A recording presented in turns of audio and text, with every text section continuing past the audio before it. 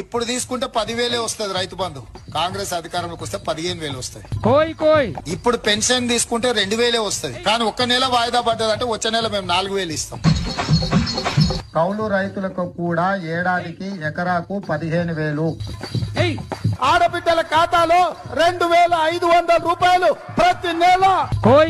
10వ తరగతి పాస్ అయితే 10,000 రూపాయల నగదు.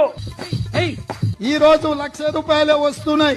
వచ్చే నెల మీరు తీసుకుంటే 1,00,000తో పాటు తులం బంగారం ఆడబిడ్డలకే ఇచ్చి 4,000 రూపాయల నిరుద్యోగ వృత్తిని ఇచ్చి చప్పట్లు. అది మజరగాలు మంగరగాలు పింగరగాలు జాంగగండ్రో